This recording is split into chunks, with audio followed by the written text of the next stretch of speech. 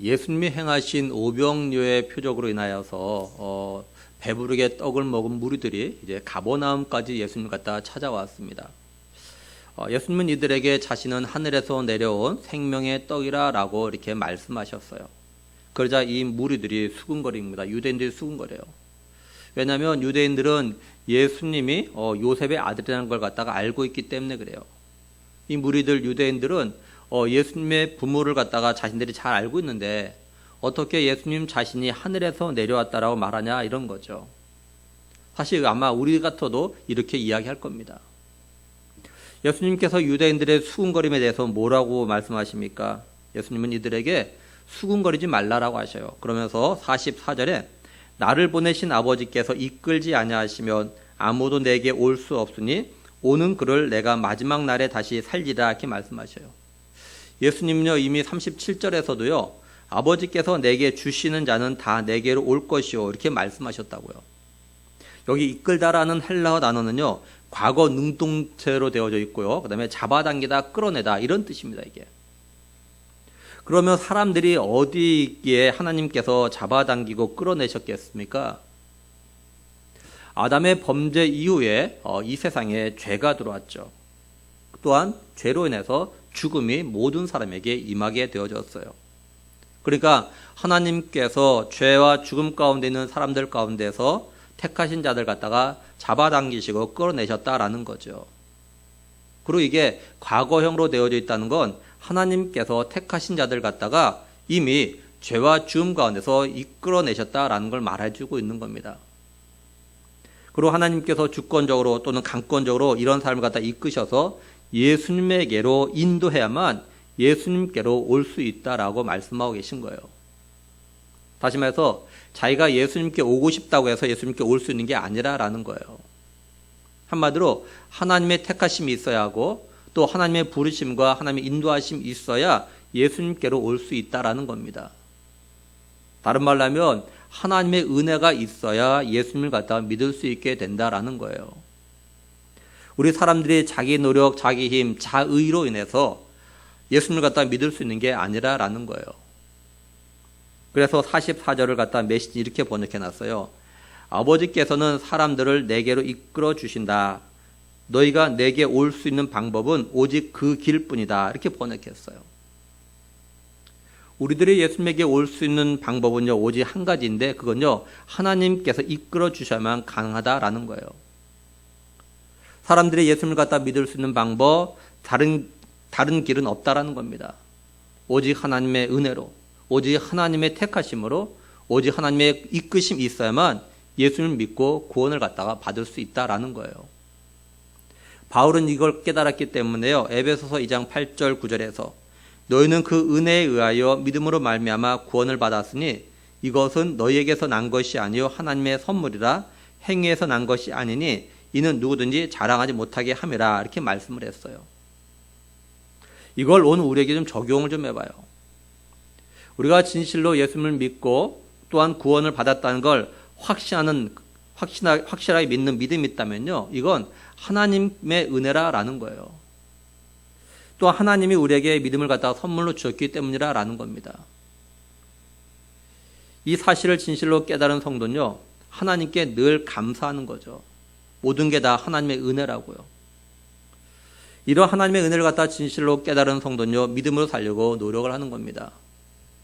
그러니까 하나님께서 자신을 갖다가 택하심과 이끄심을 갖다가 믿는 성도는요. 어떤 상황 속에도 오직 믿음으로 살려고 노력을 하게 되어져 있어요. 그런데 이걸 갖다 진실로 깨닫지 못한 사람들은요. 자신이 처한 상황에 따라서 사는 방법이 달라져요. 어떤 때는 믿음으로 살고 어떤 때는 믿음으로 살지 못하는 거죠. 그래서 자신도 갈등을 해요. 내가 하나님의 은혜로 택하심과 이끄심을 갖다가 받고 있는 건 맞나? 뿐만 아니라 그 사람을 보는 주변 사람들도 저 사람 하나님의 은혜를 갖다 체험하고 또 믿음으로 구원받는 건 맞나? 하면서 이렇게 헷갈리게 만드는 거예요. 한번 우리 각자를 갖다 생각해 봐요. 나는 하나님께서 나를 택하시고 이끄시고 계시다라는 걸 깨닫고 그걸 갖다가 하나님의 은혜라고 생각해 본 적이 있는가? 또 내가 예수님이 나의 죄를 대신해서 죽으시고 부활하신 걸 믿게 된 게 하나님의 은혜고 또한 하나님의 선물이라고 생각을 갖다가 해본 적이 있는가? 그리고 나는 이 둘을 갖다가 다 믿는가? 우리가 이런 깨달음과 믿음을 갖다 가지려면 이건 역시도 하나님의 은혜가 절대적으로 필요합니다. 그리고 우리 스스로가 성경을 읽고 또한 묵상하고 자신에게 적용을 하면서 그 말씀을 갖다 깊이 생각을 좀 해야 돼요. 여러분, 우리가 먹는 음식 중에는요, 정말 오래도록 끓여야 그 국물 맛이 더 진하고 더 깊은 맛이 나는 것들이 있죠. 어떤 면에서 하나님 말씀도 마찬가지예요. 우리가 하나님 말씀을 갖다 읽는 가운데서 성령께서 깨닫게 하신 것이 있을 땐요, 자꾸 그 말씀을 갖다가 자꾸 묵상해 보는 겁니다. 그러면 더 깊게, 더 넓게 생각하게 되어져요. 그러면서 깨닫게 되는 은혜를 갖다가 체험하게 됩니다. 예를 들면 하나님께서 우리를 하여금 행함으로 구원을 받게 하지 않고 믿음으로 구원을 받게 하신 게 왜 하나님의 은혜라고 하는지 생각을 좀 해보는 거예요. 이걸 생각하려면 먼저 뭘 생각해야 되냐면 우리 자신을 돌아봐야겠죠. 내가 얼마나 많은 죄를 짓고 얼마나 많은 실수를 하고 때로는 내가 행동으로나 마음으로나 생각으로나 얼마나 나쁜 생각과 죄된 생각을 갖다가 하고 또한 죄된 삶을 살고 있는지. 그러면서 그렇다면 내가 착한 마음과 착한 행동과 또한 선한 마음과 이런 삶을 갖다가 얼마나 또 살고 있는지. 근데 잘 생각해보면 우리가 착한 행동과 착한 마음과 선한 마음과 또한 선한 행동보다는 사실은 더 죄된 생각과 죄된 행동들, 나쁜 생각과 나쁜 마음들을 더 많이 하고 있다는 것 갖다 알게 될 겁니다. 그러니 우리가 행한 대로 우리의 행위대로 구원을 얻게 하셨다면, 다시 말해서 율법을 온전히 지킴을 통해서 구원을 받도록 하나님께서 하셨다면 우리는 구원을 받을 수 없다는 걸 갖다 알게 되는 거예요. 그리고 우리가 착한 마음과 착한 행동 또한 법을 지키는 삶을 살다가도요, 어느 순간에 죄를 짓고 잘못하고 나쁜 생각과 나쁜 마음을 갖다 가질 때가 있죠. 쉽게 말하면 운전할 때요, 내비게이션 덕분에 무인 카메라 앞에서 제한 속도와 신호를 갖다 잘 지키고 운전을 잘 했어요. 그래서 목적지까지 거의 다 왔는데 언제 설치되었는지 이제 내비게이션도 모르는 무인 카메라 갖다 보지 못해서 그만 속도 위반해가지고 단속 카메라에 찍히는 그런 경우가 있어요. 그래서 벌금과 또는 벌점을 받게 되죠. 이럴 때 참 속상하죠. 그런데 우리의 삶에 이런 일들이 또 많아요. 우리가 잘 하다가도 잘못하는 경우들이 있어요. 예를 들면 사람과의 관계 속에서도요, 10번 잘하다가 한 번 잘못하는 그런 경우들이 참 있습니다, 우리가. 그러면 그 한 번으로 인해서 지난날에 10번 잘했던 것이 다 의미가 없는 것이 될 때가 있잖아요. 그래서 우리가 만약에 우리의 구원이 행위나 율법 준수에 따라서 결정된다면요, 우리는 결국 이런 것 때문에 구원을 갖다 받지 못하게 되는 거예요. 그러니 우리가 이걸 생각하면 또 이런 경험을 하게 되면요, 하나님께서 행함으로 율법을 지킴으로 구원을 받게 하지 않으시고 믿음으로 의롭다움을 받게 하신 것이 얼마나 하나님의 은혜고 감사한지 깨닫게 되어지는 겁니다. 하나님의 말씀을 갖다 이런 식으로 우리 자신에게 적용하면서 생각하면요, 하나님의 은혜를 갖다가 깊이 깨닫게 돼요. 또한 구원의 은혜, 또한 나를 택하시고 인도하신 은혜에 대해서 진실로 감사하게 되어져서 믿음으로 살려고 더욱 노력하게 되는 겁니다. 그러니까 말씀을 들을 때 또는 말씀을 읽을 때요, 그 말씀을 갖다가 우리 자신들의 삶에 적용을 해서 자신을 갖다 좀 돌아봐야 돼요. 그러면 하나님의 은혜를 갖다가 깨닫게 됩니다. 그리고 한 가지 더 생각할 건요, 하나님께서 사람들을 갖다가 예수님께로 이끄시는 이유가 뭘까요? 예레미야 31장 3절에 보면 옛적에 여호와께서 나에게 나타나사 내가 영원한 사랑으로 너를 사랑하기에 인자함으로 너를 이끌었다 하였노라, 이렇게 말씀을 해요. 하나님께서 사랑하신 자를 갖다 이끄신다라는 거죠. 사랑하시기 때문에. 하나님께서 그러면 어디에서 이끄시느냐? 신명기 7장 8절에 보면요, 여호와께서 다만 너희를 사랑하심으로 말미암아 또는 너희의 조상들에게 하신 맹세를 지키려 하심으로 말미암아 자기의 권능의 손으로 너희를 인도하여 내시되 너희를 그 종 되었던 집에서 애굽왕 바로의 손에서 속량하셨나니, 이렇게 말씀을 하죠. 이 말씀은 하나님께서 이스라엘 백성들에게 하신 말씀이에요. 하나님께서 이스라엘 백성들을 갖다가 택하신 이유, 또 이스라엘 백성들이 애굽의 바로의 손에서, 다시 말해서 애굽에서 종로 하던 자들 갖다가 애굽에서 이끌어내 가지고 자유하게 하신 이유가 뭐냐? 바로 하나님께서 이스라엘 백성들을 갖다가 사랑하시기 때문이라는 거죠. 하나님께서는요, 이걸 통해서 우리 사람들의 영적 출애굽을 갖다가 말씀하셨던 겁니다. 하나님께서 죄와 죽음의 종로를 타던 택한 자들 갖다가 영적 출애굽을 갖다가 시키시는 이유는 바로 사랑하시기 때문이라는 것 갖다가 보여주고자 하셨던 거죠. 그러니까 하나님께서 택하신 자들 갖다가 죄와 죽음에서 또한 사단의 손에서 끄집어내셔서 예수님께로 인도하신 그 이유가 뭐냐? 사랑하기 때문이라는 거예요. 그래서 요한복음 3장 16절에서 하나님이 세상을 이처럼 사랑하사 독생자를 주셨으니 이는 그를 믿는 자마다 멸망하지 않고 영생을 얻게 하려 하심이라, 이렇게 말씀하고 있는 겁니다. 하나님께서 우리를 갖다가 사랑하셨기 때문에 우리를 갖다가 죄와 죽음에서 끌어내서 생명의 떡이 되신 예수님에게로 이끄셨던 거예요. 그래서 우리가 예수님을 갖다가 믿게 된 겁니다.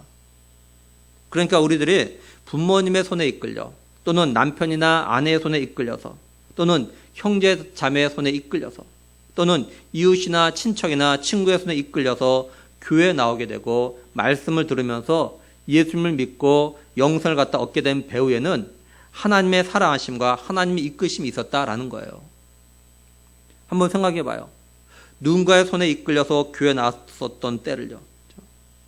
근데 그때 그 사람이 나를 잡아당겨서가 아니라 사실은 하나님께서 나를 잡아당겨서 교회에 오게 되었다는 거예요. 그래서 우리가 이걸 갖다 진실로 깨닫게 되어지면 모든 게 하나님의 은혜라고 고백하게 되는 겁니다. 믿음의 부모님을 주신 것도 나를 사랑하시는 하나님의 은혜인 겁니다. 믿는 남편이나 믿는 아내를 주신 것도 나를 사랑하시는 하나님의 은혜였던 거예요. 믿음의 친구나 이웃이나 친척을 주신 것도 나를 사랑하시는 하나님의 은혜인 겁니다. 믿음의 형제자매를 주신 것도 나를 사랑하시는 하나님의 은혜인 겁니다. 우리들이 하나님의 이런 사랑을 진실로 마음으로 깨닫게 되면 정말로 하나님께 감사하면서 하나님이 기뻐하시는 삶, 그리고 하나님이 나에게 기대하신 삶을 갖다가 살려고 노력을 하게 되어지는 거예요. 그러므로 바라기는 우리 교회 모든 믿는 식구들은 이러한 하나님의 사랑과 구원의 은혜를 갖다가 진실로 마음으로 깨닫고 감사하면서 하나님의 백성과 자녀로서 살아가려고 더욱 노력하는 그런 우리 모두가 되기를 간절히 축원합니다. 이제 예수님이 또 뭐라고 하시냐면 45절에요. 선자의 글에 그들이 다 하나님의 가르치심을 받으리라 기록되었은즉 아버지께 듣고 배운 사람마다 내게로 오느니라, 이렇게 말씀을 해요. 이사야 54장 13절 보면요. 내 모든 자녀는 너의 모든 자녀는 여호와의 교훈을 받을 것이니 내 자녀에게는 큰 평안이 있을 것이며, 이렇게 말씀을 해요. 여기에 교훈을 받을 것이니 이 앞에 일이라고 되어졌는데요. 이게 성경 밑에 보면 어떻게 되어져 있냐면 제자가 될 것이니 이렇게 되어져 있어요. 그러니까 이스라엘의 모든 자녀들은요, 하나님으로부터 교훈을 받아서 제자가 될 거라는 거죠. 예수님께서 이 말씀을 갖다가 인용을 하셨던 겁니다. 근데 여기 아버지께 듣고 배운 사람마다 내게로 오느니라, 이 말씀에서요, 듣고 배우니란 이 두 동사는요, 모두 과거 능동태로 되어 있어요. 이게 뭘 말하냐면 자기 스스로가 일부러 시간을 내서 하나님의 말씀을 갖다 듣고 배운 사람만이 예수님께로 온다라는 거예요. 다시 말해서 하나님으로부터 예수님에 대해서 이미 듣고 배운 사람들이 예수님께로 온다는 겁니다. 하나님께서 이 땅에 메시아를 갖다 보내시겠다고 하신 말씀을 갖다가 듣고 배운 사람들이 예수님이 하나님이 하늘에서 보내신 하나님의 아들이시고 메시아이고 또한 생명의 떡이라는 것을 갖다 깨닫고 예수님에게로 온다라, 이 말이에요. 이게 예수님께서 이 말씀을 하신 건요, 아무나 예수님께 올 수 있는 게 아니라는 겁니다. 아무나 예수님을 갖다 믿게 되는 것이 아니라는 겁니다. 아무나 생명의 떡을 먹고 영생을 얻게 되는 것이 아니라는 걸 갖다가 말씀하기 위해서 그러신 거예요. 예수님을 갖다 안 믿는 사람, 또 믿음이 없는 사람은 이런 말이 귀에 거슬리고 불평거리가 될지 몰라도 하나님의 은혜로 믿음으로 구원받은 성도는요, 감사하게 되는 거죠. 그런데 하나님께 듣고 배운 사람마다 예수님에게 온다고 하니까, 다시 말해서 하나님께 듣고 배운 사람들이 하나님을 직접 봤을 거라고 생각할까 봐 예수님이 뭐라고 하시냐면 46절에 이는 아버지를 본 자가 있다는 것이 아니니라 오직 하나님에게서 온 자만 아버지를 보았느니라 이렇게 말씀을 해요. 공동번역 개정판은요, 그렇다고 해서 아버지를 본 사람이 있다는 것은 아니다. 하나님께로부터 온 이밖에는 아버지를 본 사람이 없다 이렇게 번역했습니다. 그러니까 오직 예수님 자신만이 하나님을 갖다 봤다는 거죠. 왜냐하면 하나님께로부터 온 사람, 다시 말해서 하늘로부터 내려온 사람은요 오직 예수님밖에 없기 때문에 그래요. 예수님께서는요 요한복음 3장 13절에서 하늘에서 내려온 자 곧 인자 외에는 하늘로 올라간 자가 없느니라 이렇게 말씀해요. 그러니까 하늘에서 내려온 사람은요 예수님밖에 없다라는 거예요. 그리고 바울은 고린도전서 15장 47절에서요 첫사람은 땅에서 났으니 흙에 속한 자이거니와 둘째 사람은 하늘에서 나셨느니라 이렇게 말씀을 해요. 여기 첫사람은 아담은 말하는 거고 둘째 사람은 예수님 갖다 말하는 거죠. 그러니까 예수님은요 하늘에서 나셨어요. 하늘에서 내려오신 분이죠. 이처럼 오직 예수님만이 하나님과 함께 계시다가 하늘에서부터 이 땅에 오신 거예요. 예수님은 이렇게 말씀하시고 예수님 자신에 대해서 이제 본격적으로 말씀하십니다. 뭐라고 하시냐? 47절 48절 보면은 진실로 진실로 너에게 이르노니 믿는 자는 영생을 가졌나니 내가 곧 생명의 떡이니라 이렇게 말씀을 해요. 먼저 예수님은요 믿는 자는 영생을 가졌다 이렇게 말씀합니다. 여기 믿다와 또한 가졌다라는 단어가요 헬라어 단어로는요 이제 모두 현재형으로 되어져 있어요. 지난번에도 말씀드렸지만 이게 뭘 말하냐? 영생은 언제 얻는 거냐? 믿는 그때 바로 얻는다라는 겁니다. 나중에 얻는 것이 아니라 영생은요 예수님 믿으면 그때 영생이 얻게 된다는 거예요. 그러니까 우리가 예수님을 믿으면 그 순간 영생이 우리에게 주어지는 거예요. 쉽게 말해서 우리가 예수님을 갖다 진실로 나의 구원자로 믿으면 그 순간 너는 영생 받았어 하면서 이렇게 도장 꽉 찍어주신다는 거예요. 그래서 훗날 예수님이 다시 이 땅에 오셨을 때 그 도장을 갖다 보여주면 되는 거죠. 이런 성도는 요한계시록 14장 1절에서 말씀하는 14만 4천 명의 하나로 이마에 어린 양의 이름과 그 아버지의 이름을 갖다 써주시는 그런 사람이에요.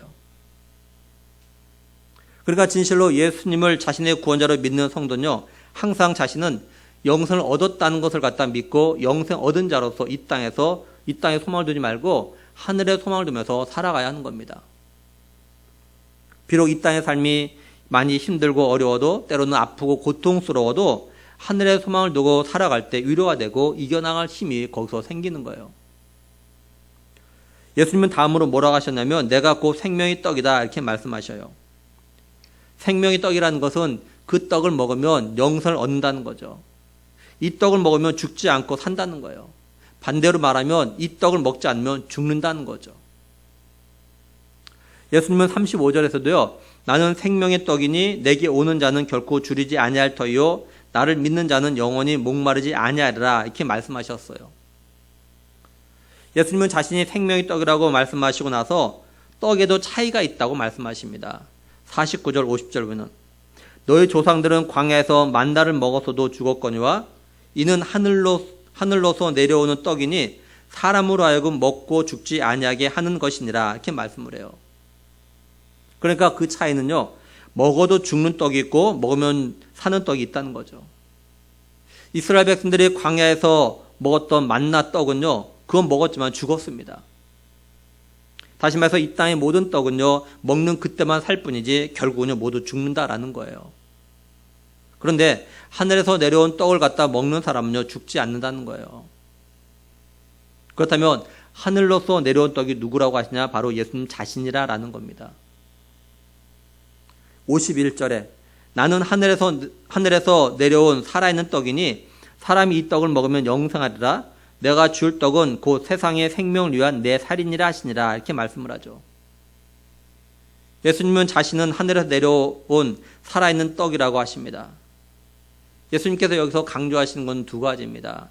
하나는 예수님 자신은 하늘에서 내려왔다라는 거예요. 이건 예수님께서 성육신 하셨다는 것 갖다 말해주는 겁니다. 예수님은 하나님이신데 사람의 몸을 입고 이 땅에 내려오신 거예요. 또 하나는 예수님 자신요 살아있다는 겁니다. 다시 말해서 죽은 게 아니라는 거예요. 이스라엘 백성들이 광야에서 먹었던 만나도 하늘에서 내렸습니다. 근데 그 만나는요 죽은 떡이었어요. 그래서 그 만나를 먹은 이스라엘 백성들은요 모두 다 결국 죽었죠. 하지만 예수님은 살아있는 떡이라는 거예요. 그래서 사람들이 이 떡을 먹으면 영생을 하게 된다는 거예요. 그러니까 하나님이신 예수님께서 사람의 몸을 입고 이 땅에 생명의 떡으로 오신 건 사람들에게 영생을 주기 위해서라는 겁니다. 그러면 예수님이 주신 떡이 어떤 떡이기에 이 떡을 먹으면 영생하게 된다고 하시는 걸까요? 51절 마지막을 보면 내가 줄 떡은 곧 세상의 생명을 위한 내 살이니라 하시니라 이렇게 말씀을 해요. 예수님이 세상의 생명을 위해서 주시는 살아있는 떡이 바로 예수님 자신의 살이기 때문이라는 거예요. 이건 예수님께서 친히 십자가에서 피 흘려 죽으실 걸 갖다가 말씀하고 있는 겁니다. 예수님은요 십자가를 지시기 전에 제자들과 함께 마지막 성만찬을 하시면서 이렇게 말씀하셨어요. 누가복음 22장 19절 보면요.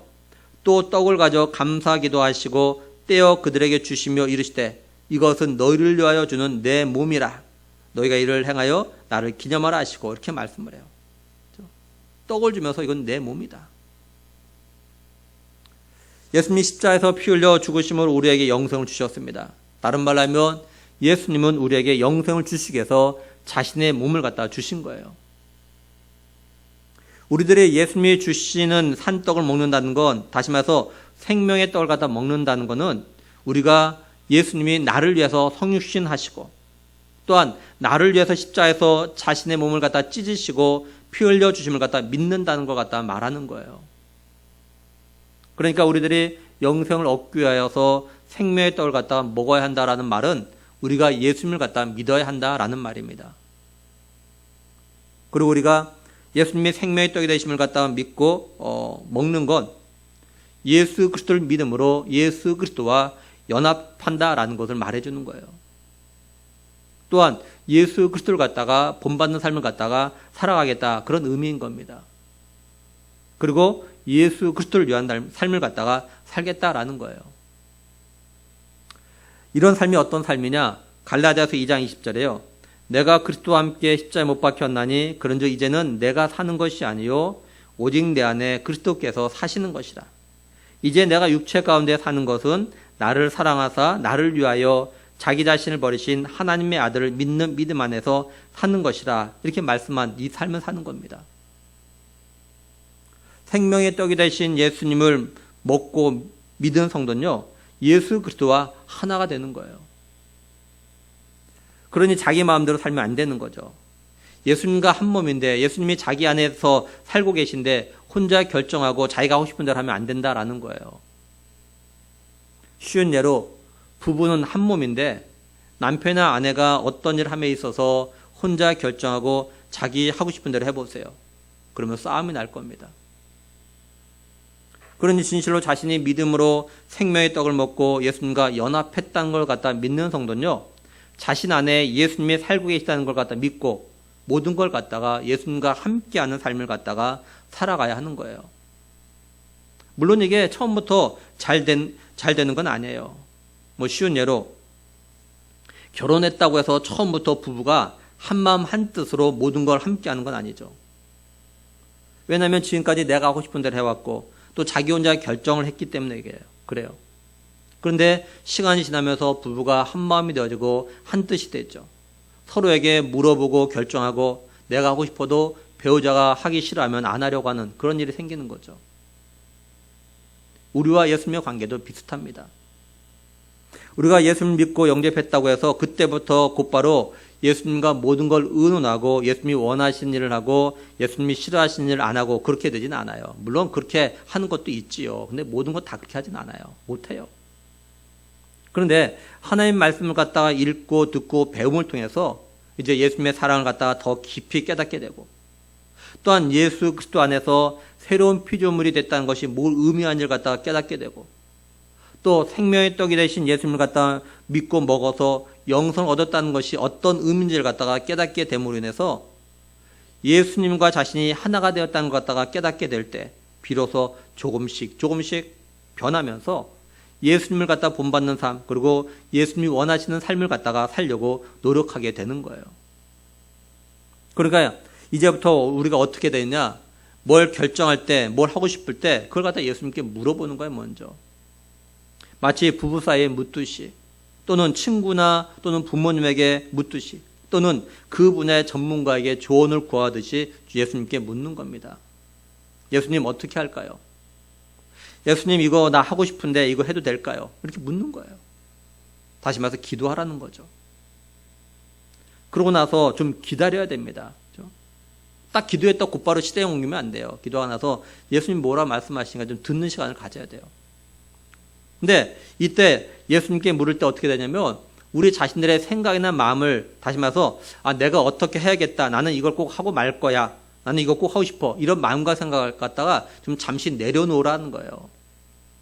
왜냐하면 내 안에 이런 마음과 생각이 가득하면 예수님께서 하시는 말씀, 예수님의 음성을 갖다가 잘 들을 수가 없어요. 그리고 한 가지, 우리가 가끔 뉴스에서요, 뇌사자들이 장기를 기증해서 그 장기를 갖다 기증받은 사람이 새 생명을 얻게 되었다는 보도를 갖다가 보고 들을 때가 있어요. 아주 흔한 건 아니에요. 정말 드물죠, 이건요.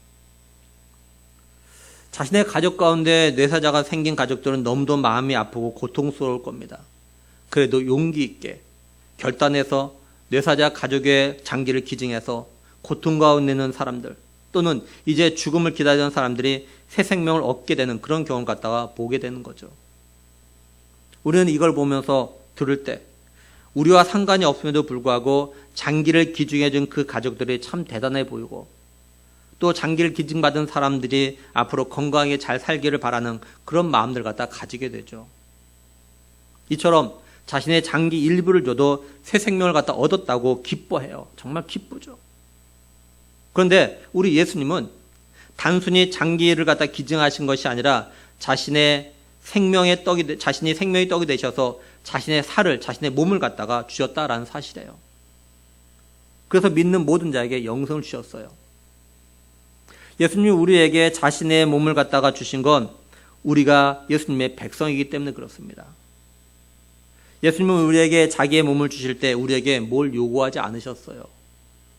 그러나 우리가 예수님의 그 사랑과 은혜를 안다면 우리들 스스로가 자발적으로 예수님이 원하신 일, 또한 예수님이 기뻐하신 일을 갖다가 하려고 노력을 해야 되는 거죠. 예수님은 우리가 하나님의 은혜와 사랑을 깨닫고 주님이 원하신 일을 갖다가 스스로 할 때 정말 기뻐하십니다. 우리들 스스로가 깨닫고 또 깨달은 걸 갖다가 하려고 한다는 것은 그만큼 잘하고 성숙했다는 것 갖다가 말하는 겁니다.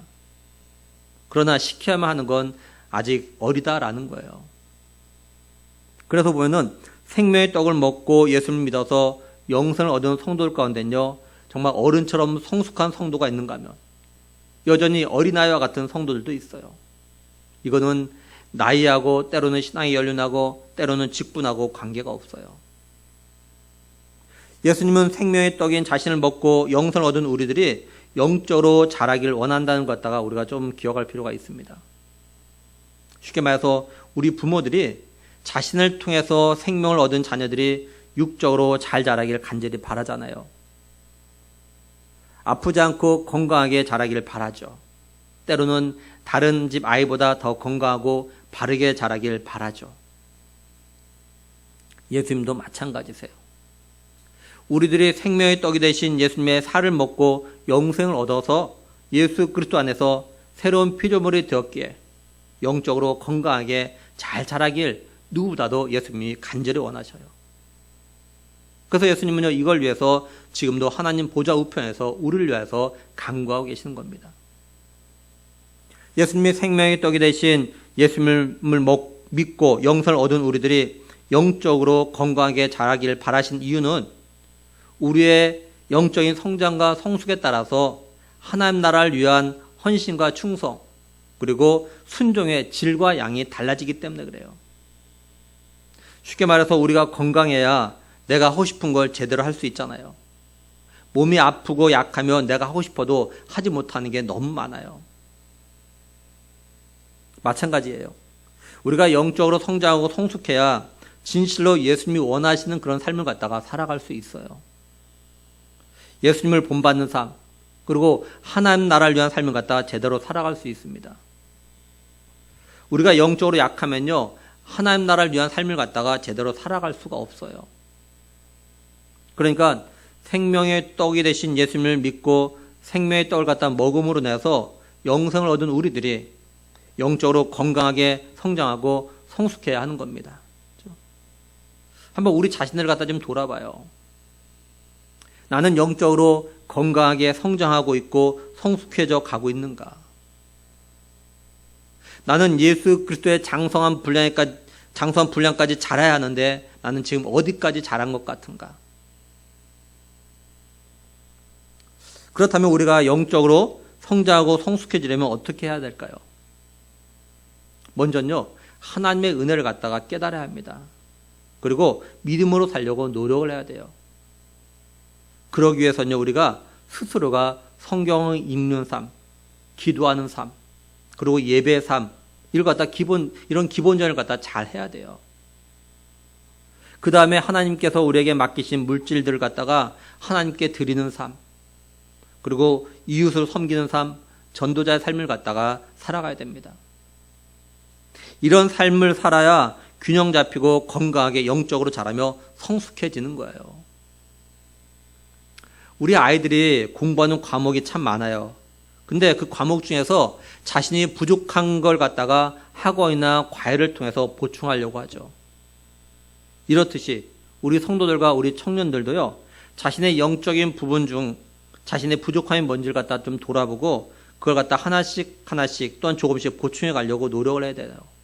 예를 들면 성경 읽는 것도 하루에 한 장 읽는 게 뭐 부담된다면 성경 한 절만이라도 읽고 그 말씀을 갖다 묵상하는 겁니다. 또 기도도 하루에 5분씩만이라도 규칙적으로 하는 거예요.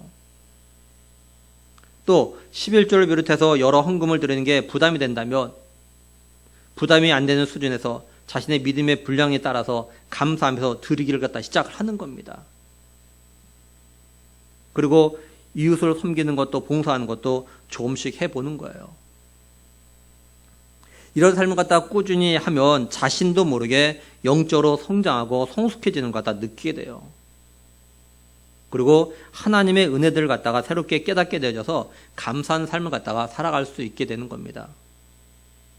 그러므로 바라기는 우리에게 영생을 주시기 위해서 하늘에서 내려오신, 다시 말해서 성육신하신 예수님의 그 사랑과 그 마음을 갖다가 깊이 깨닫는 우리가 되길 정말 원합니다. 생명의 떡이 되신 예수님, 그리고 우리에게 생명을 주시기 위해서 자신의 살을, 자신의 몸을 주신 예수님을 믿음으로 예수님과 연합된 삶을 살아가는 우리가 되길 또한 원합니다. 그리고 예수 그리스도를 위한 삶, 또한 하나님 나라를 위한 삶을 살아가기 위해서 영적으로 성장하고 성숙해지는 우리가 되길 원합니다.